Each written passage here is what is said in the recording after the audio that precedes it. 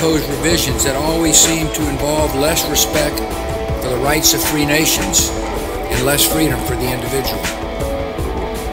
These matters would be difficult under any circumstances. They are further complicated by a trend in Western countries away from global engagement and democratic confidence. Parts of Europe have developed an identity crisis. We have seen insolvency, economic stagnation, youth unemployment, anger about immigration, resurgent ethno-nationalism, and deep questions about the meaning and durability of the European Union. America is not immune from these trends. In recent decades, public confidence in our institutions has declined. Our governing class has often been paralyzed. The American dream of upward mobility seems out of reach for some who feel left behind in a changing economy. Bigotry seems emboldened. Politics seems more vulnerable to conspiracy theories and outright fabrication. You both were members of Skull and Bones, a secret society at Yale. What does that tell us? Not much, because it's a secret. Is there a secret handshake? Is there a secret code? I wish there were something secret I could manifest. 322, a secret number? There are all kinds of secrets. Now, as you may know, my running mate, Tim, is Catholic and went to Jesuit schools. And one of the things he and I have talked about is this idea from the Jesuits of the Magus, the more, the better. Hello and welcome everybody to another reading of the book Codeword Barbelon. Today is... what day is it? It is March 3rd already. Can you believe it? And Yerk and I have not been doing any readings for some days now. And we are on chapter 23, Behind 1,000 Masks, Loyola's Offsprings and Their Agents. So, Yerk, how you doing over there in Belgium?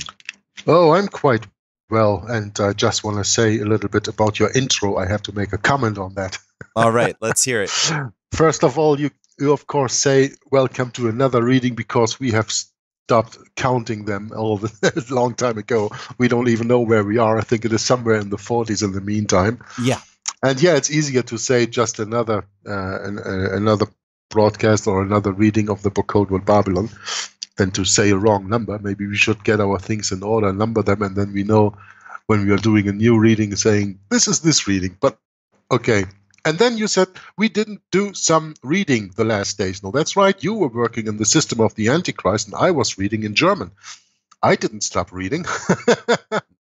I was very busy producing, but you, of course, had other things to do, other chickens to pluck, we say in German. And I understand that completely. It's just a little bit a shame that when you are busy with a book like this and then all of a sudden you have to pause for a few days, you just try not to lose the grip on it, the train of thought, you know. And for that, I started reading a book that I can advise everybody to read because it is available in English too, of Theodor Griesinger. He was a German who also spent some time in the United States, and he wrote a book in 1866 about the Jesuits, and very deep, and I don't know the complete title in English right now, right here. That's not so important. You can look that up. It's a very interesting book. As I said, published in 1866. In German, he wrote 2 volumes. I don't know if the English one are also 2 volumes. And that is really interesting. And I started reading that, and I already did 4 videos on that the last day. So at least I am still a little bit in my mind busy with these Jesuits. But you know, at a certain moment, Brett, you just see Jesuits everywhere. You know. Oh man. When you are so busy with that stuff, I mean. Yeah, you know, the Antichrist will never ever admit to any wrongdoing, Yerk. No. And there are people that are so embedded that I work with this. I mean, it's almost pointless to even bring it up. I had that, I think, a few days ago in a comment, Brett, that somebody wrote about, I think that was in one of the videos of Presence of God Ministries, so I'm not sure, or even a comment on my own videos, I don't know, where he said that Pope Francis excused himself or said sorry for the atrocities they did some time ago. I don't know, whatever. Right. And I said, and then I pulled out an article from, I think, CNBC in America from the year 2000 of the mea culpa of Antichrist Pope John Paul II, who in 2000 said a mea culpa, apologizing for the deaths they caused during the Inquisition. But the problem is they can say sorry as much as they want. They never are sorry. They never are. Yeah, all you have to do is look up mental reservation and learn all about that. Yeah, they don't repent of what they That's it. So it is not a meant excuse. They can say whatever they want. It's not a meant excuse. The Roman Catholic Church will never excuse for things they think they do legally.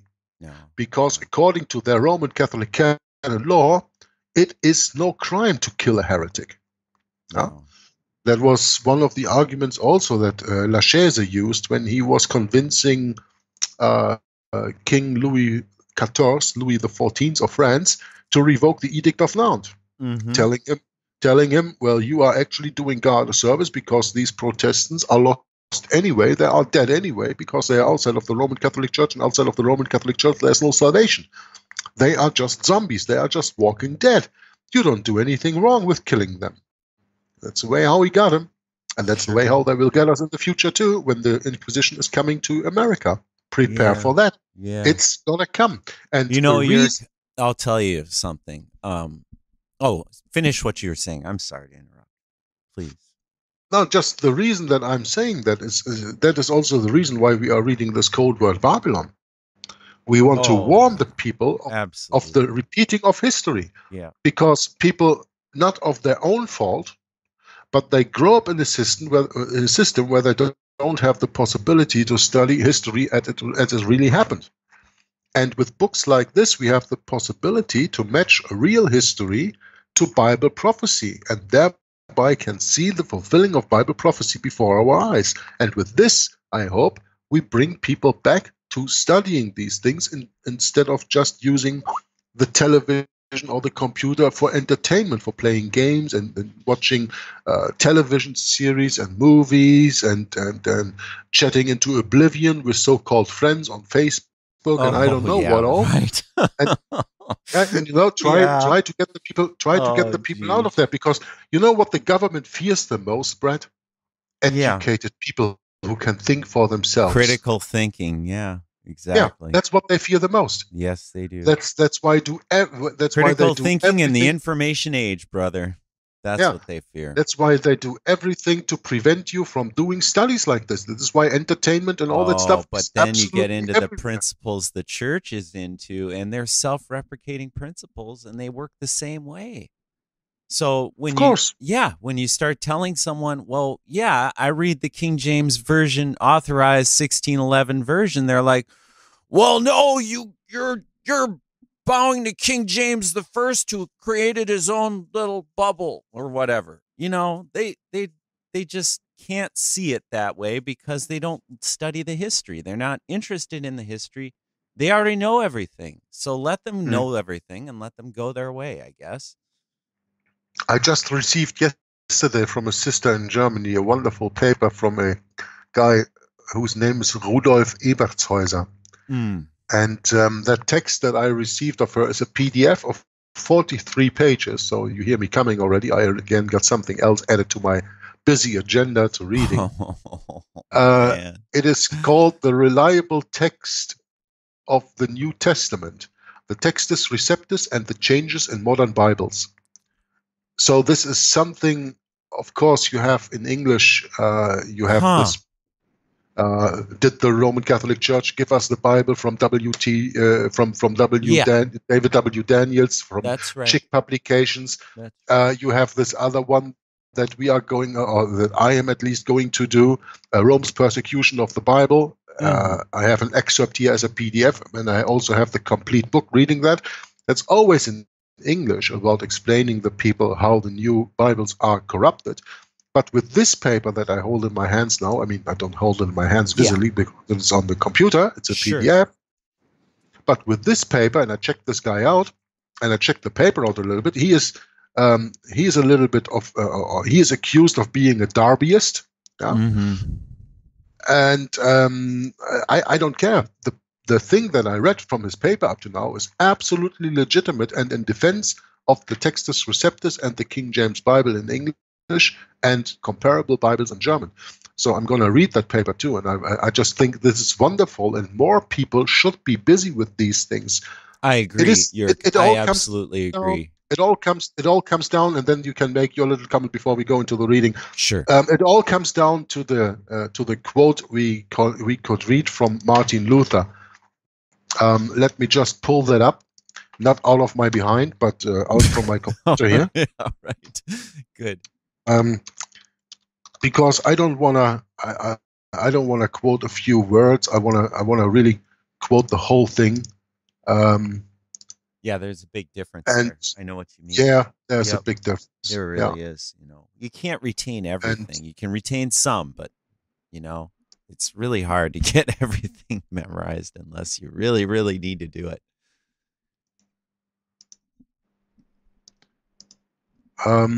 It says, and this is a quote from Martin Luther, they say, appears in the open letter to the Christian nobility of the German nation concerning the reform of the Christian estate from 1520, which I read in German and in English on my YouTube channel. I didn't find this quote in there, and this work, the open letter to the Christian nobility, is just an excerpt of his bigger work, The Babylonian Captivity of the Church. That is something that Tom Friess read a few months ago on First Amendment Radio, an Inquisition update, completely. I haven't read that because in German I couldn't get my hands on the complete document because the English is 3 times as big as the German, and that's not possible. Anyway, the quote of Martin Luther that comes apparently out of this, because, you know, we read about this today and it comes out of this work, we don't find it in the work, and then we say, oh, it's a forgery. No, it doesn't have to be a forgery. It can be taken out that we don't find it anymore today, and thereby it loses credentials. But I'm going to tell you right now, if Martin Luther wouldn't have said that in 1520, I would have said that in 2018 anyway. Listen, though our children live in the midst of a Christian world, they faint and perish in misery because they lack the gospel in which we should be training and exercising them all the time. I advise no one to place his child where the scriptures do not reign paramount. Schools will become wide open gates of hell if they do not diligently engrave the Holy Scriptures on young hearts. Every institution where men are not increasingly occupied with the Word of God must become corrupt. End of quote. And especially this last sentence. Every institution where men are not increasingly occupied with the Word of God must become corrupt. Well, look around. How many institutions do you have in the world that are increasingly occupying people with the Word of God? I'd say close to none. And all of them have become corrupt. I just wanted to say that also to give a little bit, you know, support. Absolutely right. A little bit support to our viewers and listeners of this video to how do I say that? To lift them up spiritually, to start their own research. Yes. Do their own readings. I mean, you, Brett, and I, Jörg, we can say on this video whatever we want. Nobody is nobody's paying us for what we are doing. Nobody is controlling us. Independent study. But the point is, yes, it's an independent study. But the point is, when there are people out there who listen and view this, and they say, "Oh yeah, but Jörg says this, therefore it doesn't have to be true." Well, okay, then please control my words against the Bible. Control my words against anything that you can do a serious research on. I have no problem with that. I know. I even engage you to do that. I even ask that you do that. I want, you know, Brett, sometimes it is that I just want to be proven wrong. But people can't prove me wrong because I'm speaking the truth based on the Bible. And that's the problem. I mean, it's not a problem for me, but it's a problem for some people. Oh, yeah. You know? Oh, yeah. Yeah. And I just want to say this. I mean, I'm sorry, we are already 15 minutes or something into an introduction before we started the reading, and that was not the idea. But I really want to tell the people, I want to support you in your own research, and this is why we are doing a book reading like this. This book is fully documented. When you have any doubts, go to the sources. I mean, read what the sources are, and then search for these sources for yourself. Well, that's such a fitting quote you just made, Jörg, because really we're all coming out of this wide open gate of hell that we've been put in since day one. I mean, come on. That's really what this is all about anyway, is we're trying to get back to the Bible here. It's not about the Jesuits. The Jesuits are the ones that are corrupting the whole damn world. That's the point. And the problem is the people don't see how they've been corrupted because they don't take the time to look at the history behind it. I mean, there's so much history behind this. It's ridiculous. And make your head spin for eons. It's not a very comfortable thing, Jörg. No, it's not. It's not for everybody. And, when you sit down and talk with a practicing Christian, whether he be in a lower church like a Baptist church or maybe the full ritualistic worship, you know what? They don't like to hear it. They hate it. People are afraid of the truth today as they were afraid of the truth 2,000 years ago when Jesus came from heaven to tell them. Well, right, but the point is we can't let that discourage us, really. We can't let them discourage us. That's the point. Oh, I'm surely not discouraged, and I think you will never be discouraged in that way either. No, I'm not.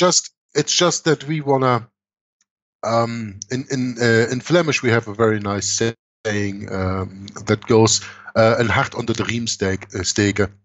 That means to support people in a way to wake them up, to say, do your own research, leave the computer or the PlayStation or whatever you are doing, leave that for a few moments, pick up the Bible and start reading and see if that cannot tell you anything and can answer some questions that you have always had in your life, Yeah, that's right. I mean, it's not all about we just want to fancy graphics and running around doing all this stuff, it just doesn't, and you add it all up, it adds, you know what, it just takes away from your life. It's just there to put a roadblock into the truth.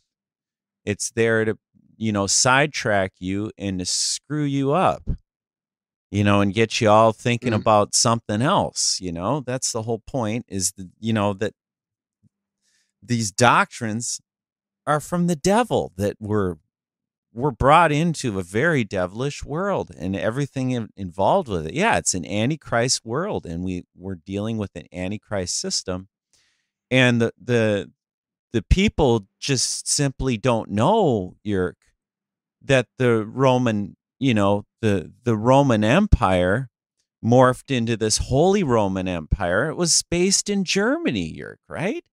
The ancient, the First Reich. I think we were talking about this. And what's fascinating to me is that, people will often accuse you, but when they accuse you, they're actually laying accusation on themselves. It's not that they're accusing you, Jörg, or me. They're noticing things and then they try and blame it on you, but it's really, they're blaming themselves, really. They're laying the accusation on themselves, and I was noticing that with this, it's really, really a painful realization, Jörg, when you realize that the United States of America really is the Fourth Reich. It's morphing into that, yeah. Yeah. It really hurts to see it, but that's really what's happening. This is the problem with that is, Brett, this is actually a morphing in, meaning it is an evolution. Yes. And as everything in the quote-unquote evolution theory, evolution takes time. Yeah, it does. You don't change from this to that from one day to the other. It takes time.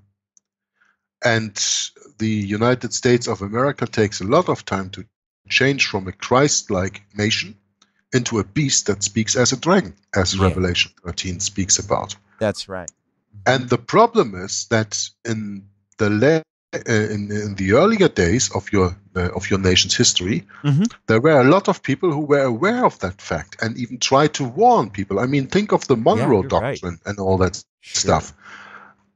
Think of John Adams, who has on his gravestone engraved, "I killed the banks." And today, everybody is using this Federal Reserve notes as it was monopoly money and don't think about it, you know? Right. And at that time, people were more awake of the wiles of the devil and of the workings of the Jesuits as they are today, because today the Jesuits and the Roman Catholic Church have completely taken over the complete education system, and there's just no chance for you to get out and see over the border, see further than your horizon reaches, because they set your horizon, you know, and that's the problem. And the biggest problem is that because of them, most people just get lazy and get gullible and get ignorant and don't even know it, because they think they are smart because they have studied in school.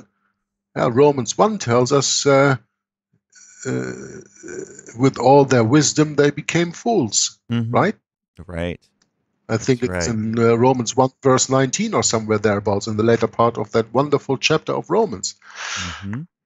Anyway, we are 20 minutes into this introduction, and we actually want to go into the book reading. So I apologize for everybody who comes to the table and doesn't like this, but these are things also that need to be said, not to justify our reading. Excuse me. Sure. Not to just justify our reading, because that needs no justification, but to explain to the people our motivation, why we are doing that. And we want to motivate you to do your own research, because only the truth that you find out for yourself is the truth that you will embrace with your heart. And with that, I stop with that. You maybe have another comment, otherwise I would start into the reading of the book. Yeah. Okay. I'm gonna retreat one paragraph for continuity purposes.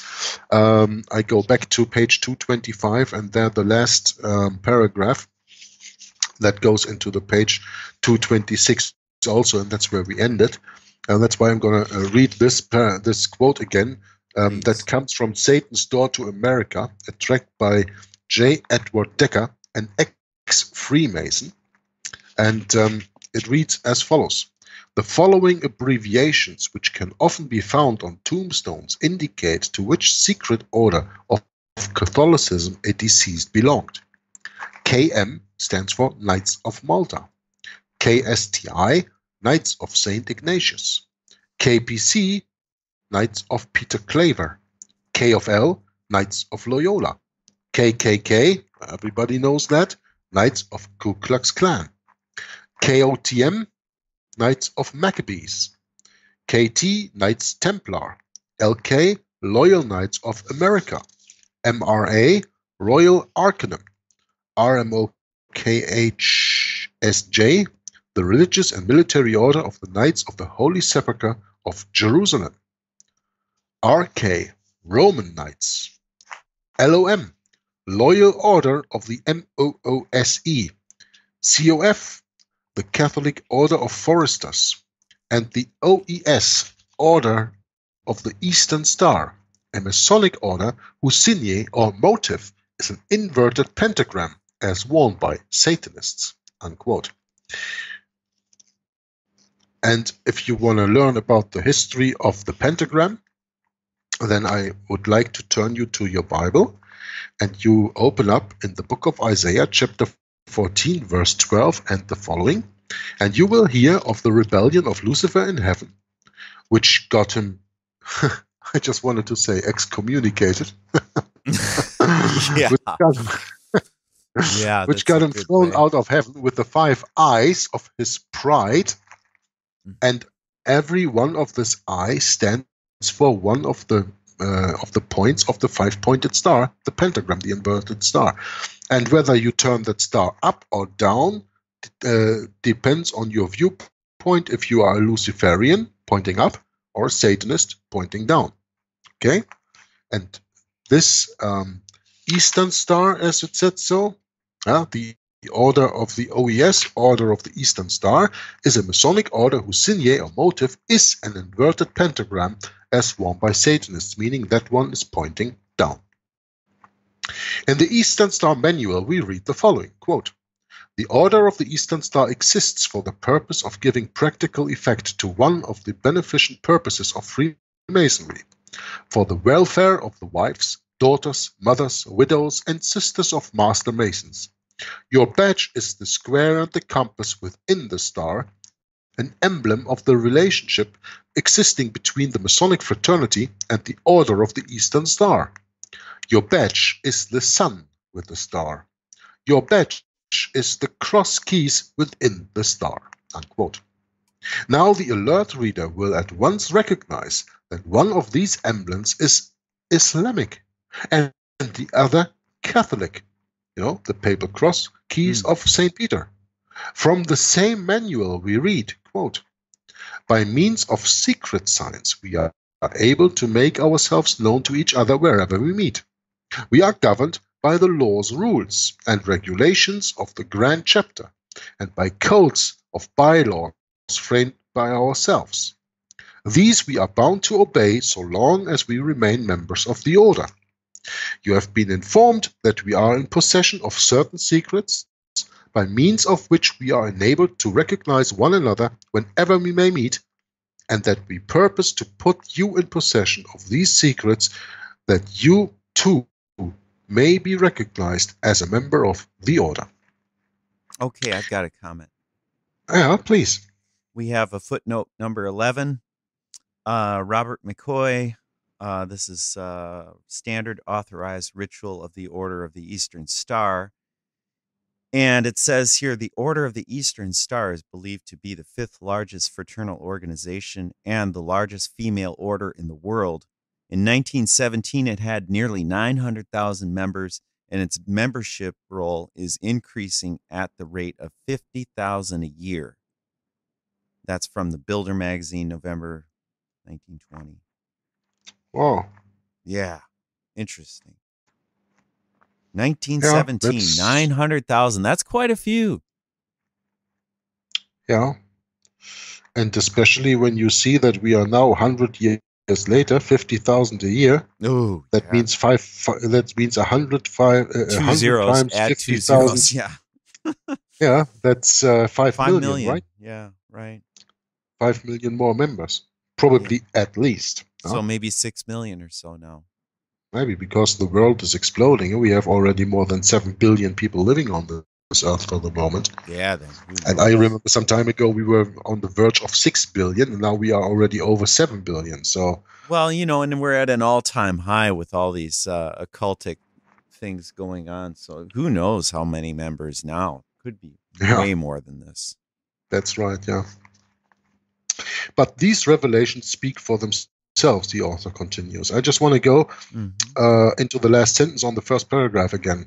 Now the alert reader will at once recognize that one of these emblems is Islamic and the other Catholic.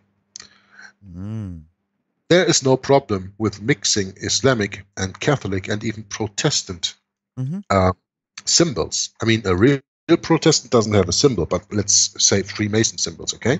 Yep. You have Catholic on the one hand, you have Islam on the other, and you have Freemasonry on another hand. The top levels of Freemasonry, above the 33rd degree, are called Shriners. And there are pictures of, for example, Truman, that American president, who is wearing a hat, a Shriner hat. And that hat has as a symbol the half moon and the satanic star in it. Yeah. So it is absolutely no question that these symbols are interchangeable and being used as well as in the Islamic world, as in the Catholic world, as in the Freemason world. Because in the end, and that's the point it leads to, you know, we already read that quote from Helena Blavatsky. Yeah. Wasn't it The Secret Doctrine? Mm-hmm. That she said that when you trace up Masonry up to the top level, you will come out on the volition of one man, and that is the superior general of the Jesuits, who controls it all. Yeah, and that's why you have all these different quote unquote organizations, whether be it a Catholic organization, be it an Islamic organization, or be it a Freemasonic organization, but in the end they all have the same master and they all have the same goal. And therefore it is no miracle that the emblems sometimes are interchangeable, and emblems that you see in Roman Catholicism you also see in Islam. I mean, take for example the bead of the rosary of a Roman Catholic. You have the same in Islam. Mm. Yeah, and nobody wonders about that. Well, it's because they are from the same source. They both come from Babylon, and the one even founded the other. Yeah, that's right. So if you want to do your research on that, I can advise you 2 books. I can advise you, if you are not a very heavy reader, when you want to have a little bit more light documentary on this, then you turn to Ralph Woodrow's original book published in 1966, Babylon Mystery Religion. And if you are used to a little bit heavier books to read, or let's say when you are used to drink milk, then read Ralph Woodrow, and when you are used to eat meat, then go to Alexander Hislop's The Two Babylons, and you will learn all about that, I can assure you. And that will, especially when you read a book like this, P.D. Stewart, Codeword Barbelon, and you have the foundation of either Ralph Woodrow's or Alexander Hislop's book, I can assure you, you will see things as you have never seen them before. You will understand things as you have never understood them before. Very, very interesting. Okay? Now, the author says, these revelations speak for themselves. We deal next in a little more detail with the 3 chivalric orders, the Red Cross, the Knights of Malta, and the Knights Templar. On one Japanese Masonic website we read, quote, the last step in the York Rite system of Freemasonry deals with the historical legend of the ancient Crusaders teaching its lessons of charity and hospitality. It consists of the Order of the Red Cross, the Order of Malta, and the Order of the Temple. With its rigid inspections by the Grand Commandery officers and its many social and fraternal contacts with other commanderies providing activity and interest, this order of Christian knighthood is indeed a climatic ending for Masonic knowledge, the York Rite way. Unquote. A closer look will reveal the Jesuit Masonic influences within these 3 Masonic Catholic orders. And first we speak about the Red Cross degree. And don't forget, the Red Cross degree in Freemasonry is not exactly the same as the Red Cross charity organization that you see always on the battlefield picking up the wounded, but that one also is a Catholic organization, right? Never forget that. The Templars had 2 banners, one with a white background on which was a black cross, and another with a pure white background emblazoned with a large red cross. In battle, they would wear white mantles with the red cross. Now consider the following figure, which is the official logo of the International Federation of the Red Cross Societies. The red cross is side by side with the Islamic crescent moon, Balhada. This is the sun, the white circle within, or eclipsing the red crescent moon. And I guess probably, Brett, that you will take a little note here and insert the pictures that are in the book on page 227 for our readers here in the video. There we see the emblem of the International Federation of Red Cross and Islamic Red Crescent Society's logos. When the Templars were reorganized at the time of their suppression, and if you don't know about that, that was the 13th of October in the year 1307, when the Knights Templars were suppressed. That's why you have the superstition of the number 13 being a, Friday the 13th being a bad day, because that was a Friday. Yeah. And then the Templars were arrested, and that is where that superstition actually comes from. But biblically spoken, number 13 always stands for rebellion. Anyway, when the Templars were reorganized at the time of their suppression, their wealth and good Samaritan work developed upon various international societies. Albert Stevens confirms that the Red Cross degree is conferred in commanderies of Masonic Knights Templars. I've the got order a of the comment Red there Cross. for that, Jörg. Okay. For that footnote 14, Albert C. Stevens, the Encyclopedia of Fraternities. The Catholic Encyclopedia touted Stevens' work in 1910 as better than, quote, all other Masonic encyclopedias, unquote, or cyclopedias here it says. Sorry. Interesting. Yeah, that is, isn't it? So this is really not only a verified source, but even a lauded source, if you can say that. By the Catholic Encyclopedia in 1910. Yeah, the old Catholic Encyclopedia. Yeah, the one that I have standing here in my closet. Thanks of you sending me that. You're welcome, brother. Right. Yeah, we have to read a lot more about that, because reading that Catholic encyclopedia gives you a view of quote unquote Christianity as never before. Anyway. Especially the old one. Yeah, it's incredible. Yeah, especially the old one. Okay, so I'm gonna continue here. Please do. The Order of the Red Cross is the modern charitable arm of the Knights Templar Order. Yeah? Did you understand that well, what I just read? The Order of the Red Cross is the modern charitable arm of the Knights Templar Order. Means esoterically is again another meaning than exoterically. Exoteric, they are the Order of the Red Cross, fine knights, but esoterically they know that they are the modern Knights Templar Order. And they were not good. And the American Red Cross is the second richest charity in the world, with assets of $1.07 billion at the time of 2006. No surprise, as the Templars were the richest order of their day, possessing vast assets.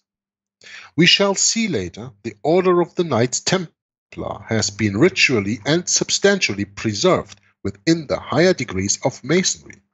And so perhaps it will not come as a total surprise to learn that Jean-Henri Dunant, founder of the Red Cross, was a high-ranking Freemason, in other words, a modern-day Knight Templar.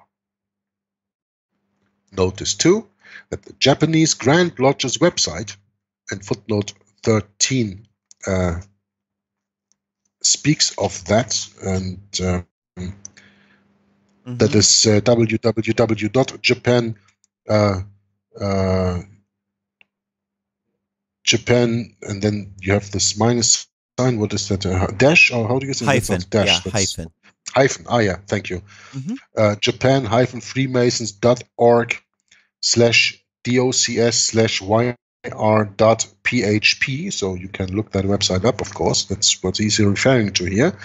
That Japanese Grand Lodge's website speaks of the ancient crusaders teaching lessons of charity and hospitality. This was the mission statement of the Knights Templars, and is now that of the International Red Cross.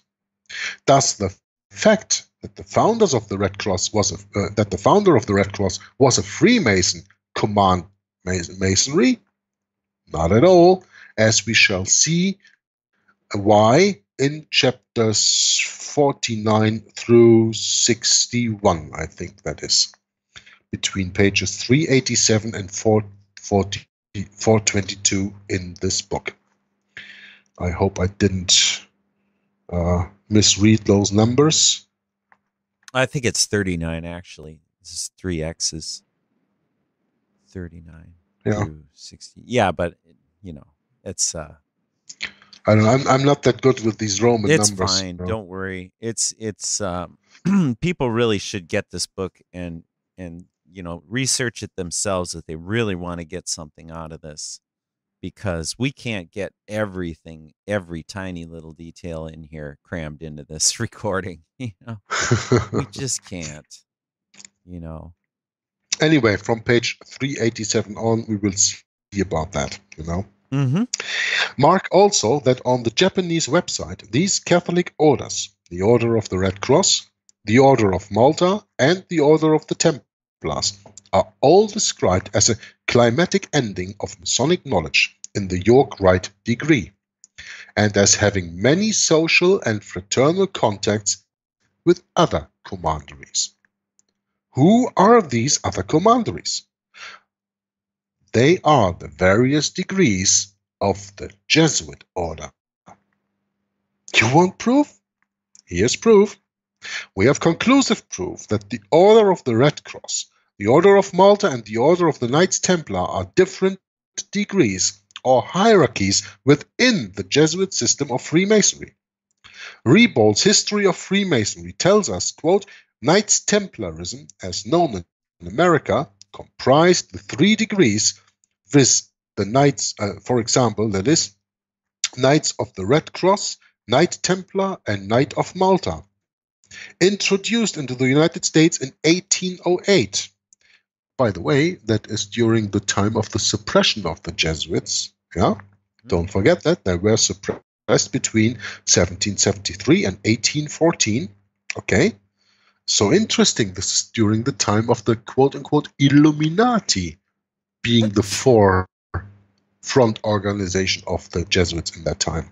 Yeah, introduced into the United States in 1808, and which degrees now compose the highest grades of American Masonic system. Unquote. Rebold then adds that the Templar Order of Freemasonry is secretly known as the Jesuit system of strict observance. That fact reveals that the power behind the highest grades of Masonry is Jesuitism.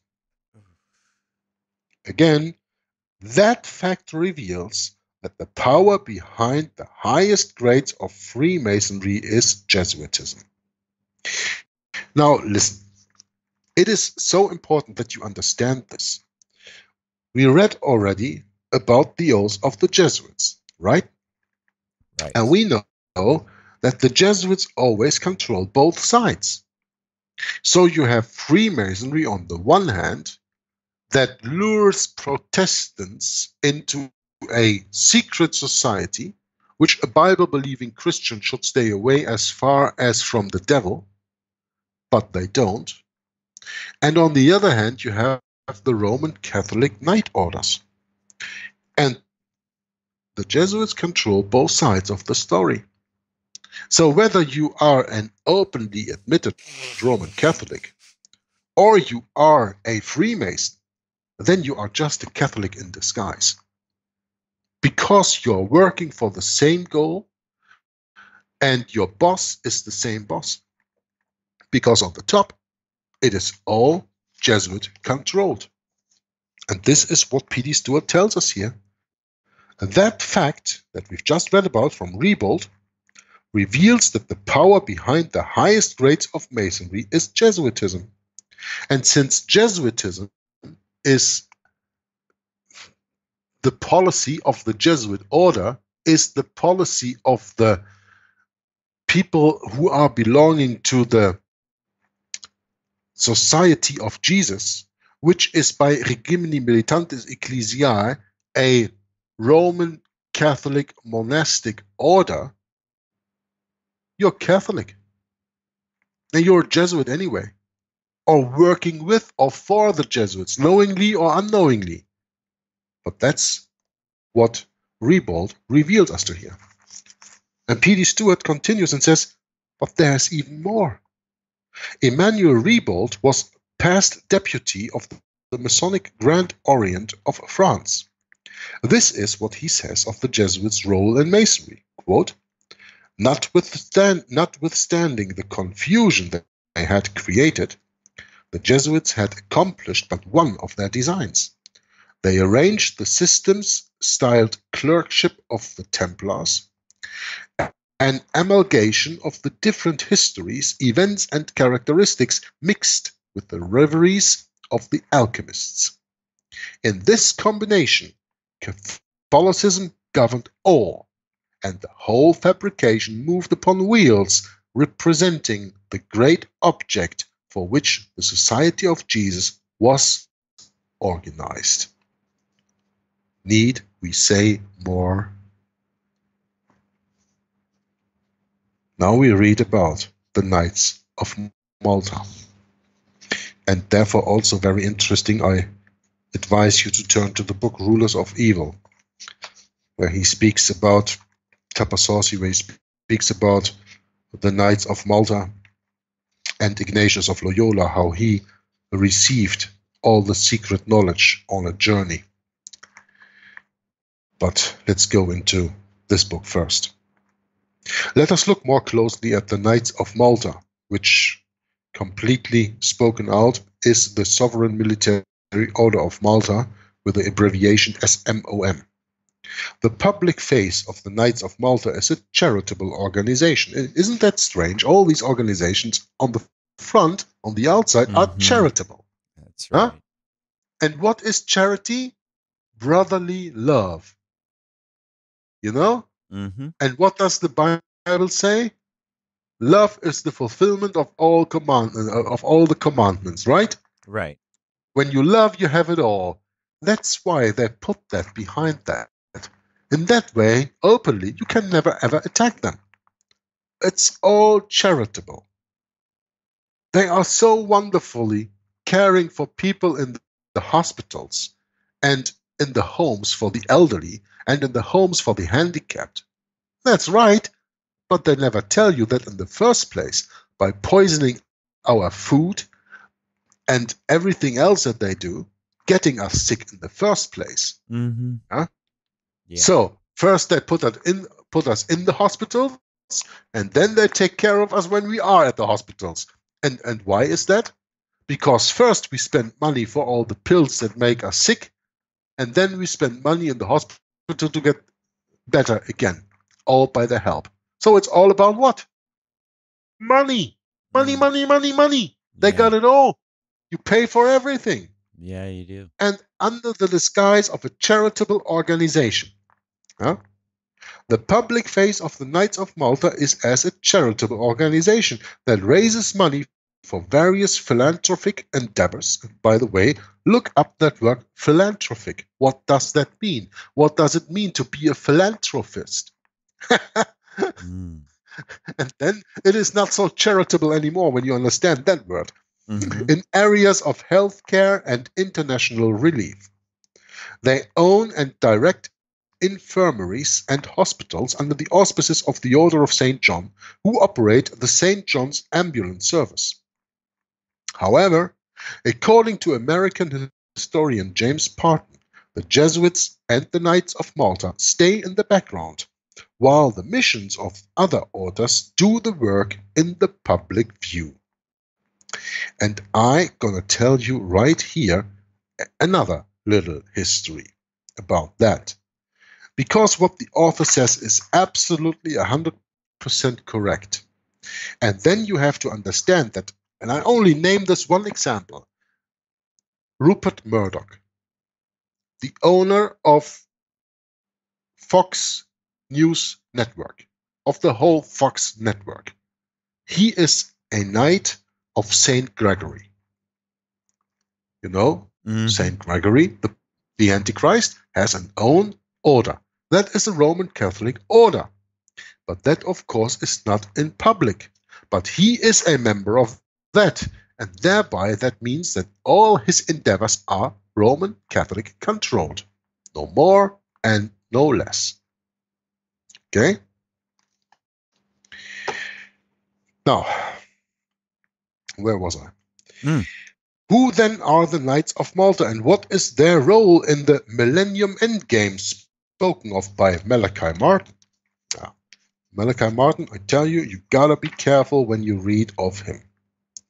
The Knights of Malta is the oldest of the remaining Catholic chivalric orders. This order has been incorporated into the 13th degree of Freemasonry, depending on which rite of Masonry is involved. The Knights of Malta will play a powerful role in the future takeover of America. We know this because in the 1930s, General Smedley Butler was commissioned by them to take over the White House. Oh, comment. My, oh my. This is so true. I mean, when I first bumped into some of Alan Lamont's videos, just with the pictures of the Knights of Malta, that freaked me out. First time I ever, started thinking about, well, what's going on in Europe? Well, who are these people? Well, they're here in America too. Oh my, yeah, it's much, much worse when you take a look at the Knights of Malta, isn't it, Jörg? Yeah, and I think we will also learn that later on when we return to the Knights of Columbus, because that's in a few pages we are dealing with that. That's right. That we actually have to understand that the Knights of Columbus is actually the arm of the Knights of Malta in America. That's right. You know? Yep. It's just another arm, but it's more or less, it's the same organization. They have more or less the same goals. They have very identical oaths, and it's no avail to go into that right now. Right. The only point that I want to make is all these things are interconnected, and I think that P.D. Stewart makes the point very well already here with the Order of the Red Cross, as he told us, that the fact reveals that the power behind the highest grades of Masonry is Jesuitism. That's what he told us under the name of the Red Cross. Now we are dealing with the Knights of Malta, and the Knights of Malta are very, very powerful people. Oh yes, there's a footnote. Just one example. Also, Jörg, on the previous page that I really but before you go into that, let me just clear this. Everybody knows the company Monsanto, who is pushing genetically modified organisms all over the world. That company was founded in the 19th century by Francis Queeny. Francis Queeny was a Knight of Malta. Enough said. So, turn to your footnote, Brett. Yes, the Knights of Malta is an, quote, 800-year-old Vatican secret police. Well, comment on that is, I think it's 900 years now, Jörg. I think they had their 900th year anniversary more recently, haven't they? I think so, yeah. Yeah. Hence the title, the Sovereign Military Order of Malta, SMOM. Quote, notable recent members of SMOM have included Dr. Otto von Habsburg, a prime organizer of the Bilderbergs. Stop. Dr. von Habsburg, that is a descendant of the Habsburgs. That is the ruling emperor family of Austria during the Holy Roman Empire. Okay? Then you come to Franz von Papen. Yeah. Then you come to Franz von Papen, who we already spoke about, the man who persuaded President von Hindenburg to resign and appoint Hitler Chancellor of Germany, who was the Vice Chancellor behind Hitler, and who was Chancellor of Germany in the Weimar Republic, the last but one Chancellor before Adolf Hitler himself, and who was a privy, how do they call that? Chamberlain to the Pope, for Franz von Papen. And then William Casey, who is a CIA chief who died mysteriously during the Iran-Contra hearings. And it is not only William Casey. When you do that studies, and Brett knows this as much as I am. I'm sorry, I'm taking over here from your Please, footnote, but go for it. almost every CIA chief up to today has been a Knight of Malta. And that was one of the reasons, not the only reason, but one of the reasons why John F. Kennedy got killed. Because he threw out Allen Dulles. He was the chief of the Knights of the CIA at that time, and he was a Knight of Malta. And the Jesuits were not going to deal with that he wanted to put his brother Bobby on the top of the CIA and clean out that pig stall. Huh? Mm-hmm. Every CIA chief up to now, one of the most known is Bennett, or what's his name, during the time of 9/11. He also was a Knight of Malta when he was CIA chief. Oh, Major yeah, General. I can't think of that name either right now. Yeah, Major General Reinhard Gehlen. I think we spoke about him earlier in this book, or it was some other book, because I come across Reinhard Gehlen in so many places. He was the chief of the counter-espionage under Hitler. General Alexander Haig, who was, if I remember correctly, the commander-in-chief during the first Gulf War in the 90s under Bush Sr. William F. Buckley Jr., Claire Booth Luce, founder of the Time newspaper. C. Begin Lincoln and Lee in the Messianic Legacy, and so on and so on. So, I was going to say, Yerk, when I started to read this, I should have just said, Yerk, can you please read the footnote for us, because it's a little involved here.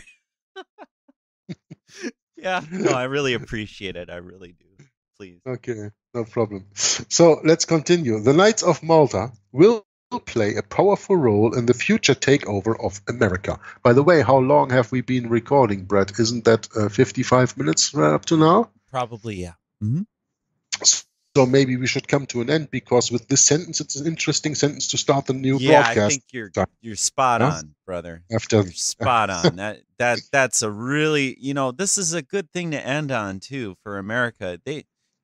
Americans, if they just took the time to just research a little more and question some things they've been taught that are wrong, maybe that would be enough to get them started on, well, maybe I should put more time into this. Maybe, maybe this explains a lot more than we've ever been told before by anyone, really, and it does, because when you start seeing the futurism deception playing into the temporal and spiritual realms, guess what? It makes a lot more sense. The Bible opens new doors you've never seen before. That's true. Yeah.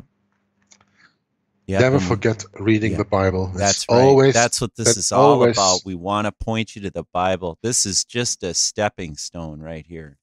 I like stepping stones, because stepping stones are just a temporary thing. You're just you're going from one place to another, and we're trying to pull you out of the fire that this country is ready. The United States is ready to go right into a fire pit here, and they're with the blindfolds.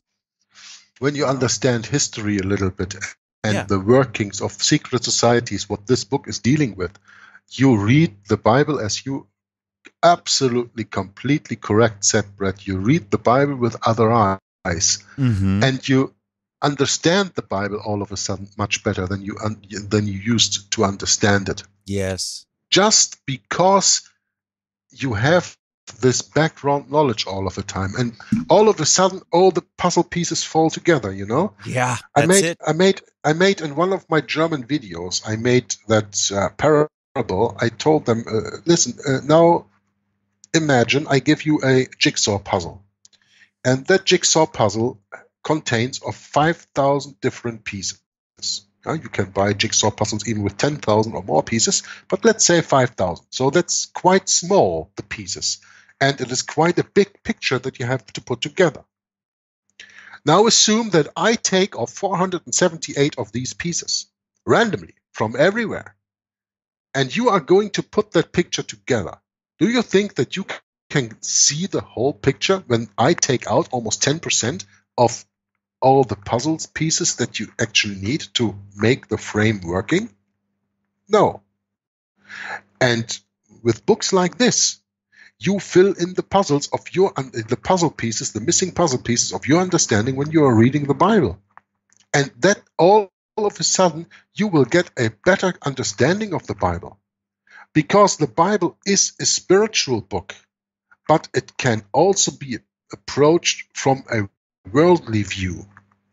And when you have that worldly view understanding, and that is history that I mean, and then you turn to the Bible, then you will see everything not as it was meant to be. You approach it from the other way around, but you will still see the whole picture.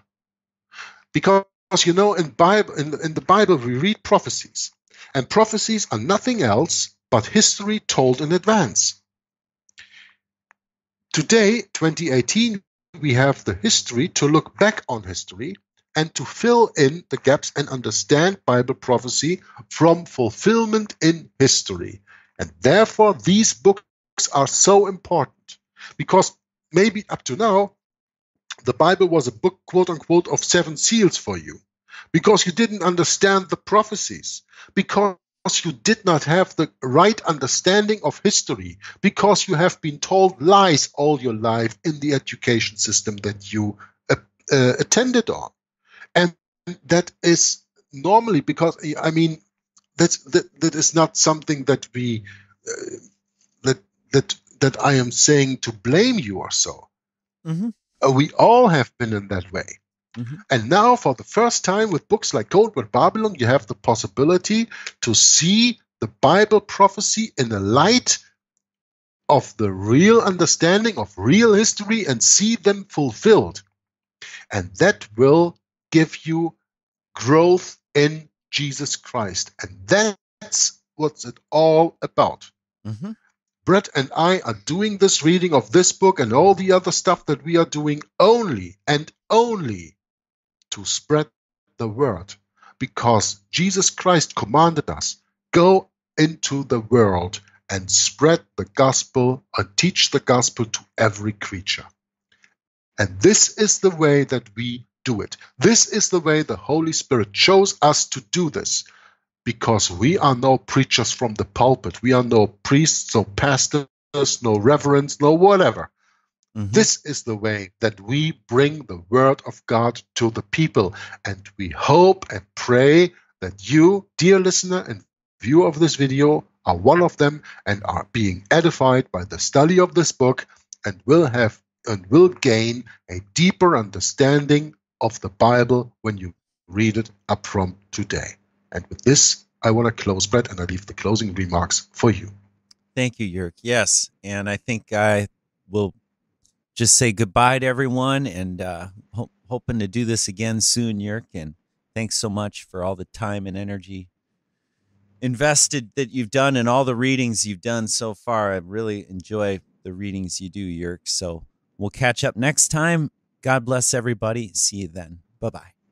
Now, as you may know, my running mate, Tim, is Catholic and went to Jesuit schools. And one of the things he and I have talked about is this idea from the Jesuits of the Magus, the more, the better.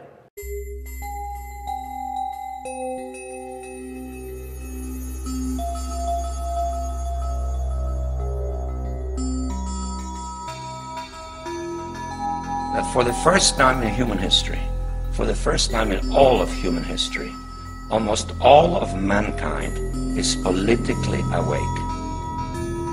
And these new and old major powers face still yet another novel reality, in some respects unprecedented. And it is that while the lethality of their power is greater than ever, their capacity to impose control over the politically awakened masses of the world is at a historical low. I once put it rather pungently, and I was flattered that the British Foreign Secretary repeated this as follows. Namely, in earlier times, it was easier to control a million people. Literally, it was easier to control a million people than physically to kill 1 million people. Today, it is infinitely easier to kill 1 million people than to control 1 million people. It is easier to kill than to control. We're at the very beginning stages of a very brutal and bloody conflict. And I believe that we've come horribly off track in the years since the fall of the Soviet Union. And we're starting now in the 21st century, which I believe strongly is a crisis both of our church, a crisis of our faith, a crisis of the West, and a crisis of capitalism. His son Jesus is here in our midst. His bride, the church, is honored to host an event affirming the dignity of the human person and the sacredness of all human life. I think Russia is no longer a communist state, first of all. That's very important to realize. It hasn't yet defined itself, however, effectively as a democracy. It is still uncertain. We're at the very beginning stages of a very brutal and bloody conflict, of which if the people in this room and the people in the church do not bind together and really form what I feel is an aspect of the church militant, if the people in this room and the people in the church do not bind together and really form what I feel is an aspect of the church militant, to really be able to not just stand with our beliefs, but to fight for our beliefs against this new barbarity that's starting, that we will literally eradicate everything that we've been bequeathed over the last 2,025 years. You didn't mention the president by name, but it was hard not to conclude that that's who you were referring to. Is that fair? I was certainly referring to the threats that we are now facing with this stated goals of this administration, which would upset the last 70 years of a new world order which was established after World War II. 70 years based on human rights, respect for the law, free trade, all of the things and aspects of this world order that took place after one of the most horrific, terrible wars in history, and I'm for maintaining it. We are grateful to be citizens of one nation under God, who acclaim this evening that in God we trust. Bless our two candidates, our benefactors, and those whom the L. Smith Foundation has been honored to serve for 7 decades. Guide us safely home, both this evening and for all eternity, through Christ our Lord. Amen.